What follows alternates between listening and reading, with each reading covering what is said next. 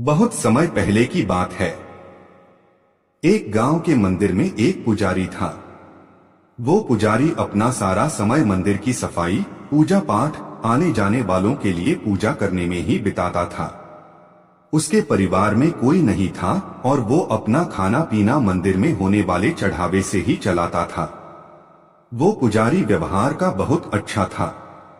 उसके मन में पैसों के प्रति ज्यादा लालच नहीं था।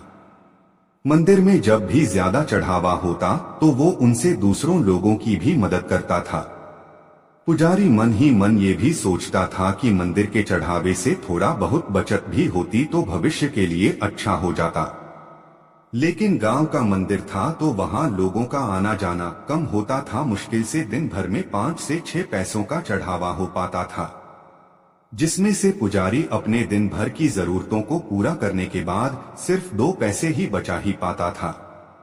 और जब कभी चढ़ावा ज्यादा होता तो पुजारी के पास कोई ना कोई व्यक्ति ऐसा आ जाता जिसे मदद की जरूरत होती थी और पुजारी उसे मना भी नहीं कर पाता।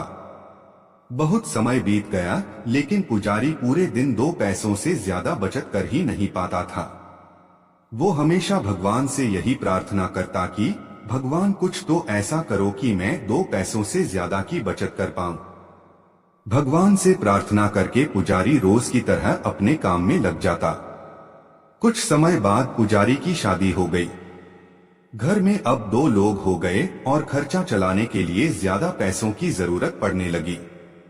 पुजारी की शादी होने के बाद मंदिर में लोगों का आना जाना बढ़ने लगा, जिसकी वजह से चढ़ावा भी ज्यादा होता और अब पुजारी अपने घर के खर्चे पूरे करने के बाद 10 पैसे रोज बचाने लगा। धीरे धीरे पुजारी के पास ज्यादा पैसे हो गए। कुछ पैसों से उसने अपने घर की मरम्मत करी और कुछ पैसों को भविष्य के लिए बचा लिया। कुछ समय बाद पुजारी की संतान हुई और अब वो 2 से 3 हो गए। पुजारी की संतान होने के बाद अब पुजारी ने देखा कि वो अपनी दिन भर की जरूरतें पूरी करने के बाद 15 पैसे बचा लेता है। धीरे धीरे बच्चा बड़ा हुआ और स्कूल जाने लगा। अपनी बचत के पैसों से पुजारी अपने बच्चे की पढ़ाई का खर्चा चलाता था।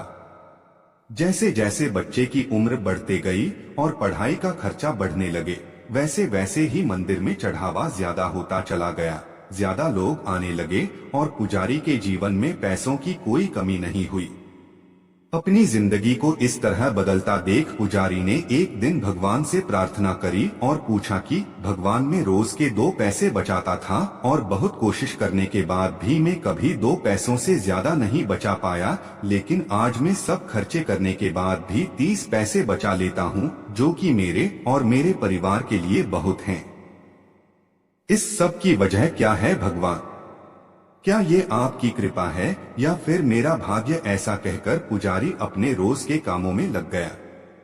रात हुई और जिस समय पुजारी गहरी नींद में था उस समय भगवान उसके सपनों में आए और बोले, भक्त, ना तुम्हारा भाग्य बदला है और ना ही मैंने कोई कृपा करी है। तुमने जिस दिन शादी करी और तुम्हारे घर जो स्त्री आई उसके आने से तुम 10 पैसे बचाने लगे, जिसमें 8 पैसे तुम्हारी पत्नी के भाग्य के थे, जिसकी वजह से तुम दोनों के पेट भर खाने पीने और बाकी जरूरतियों की पूर्ति होने लगी।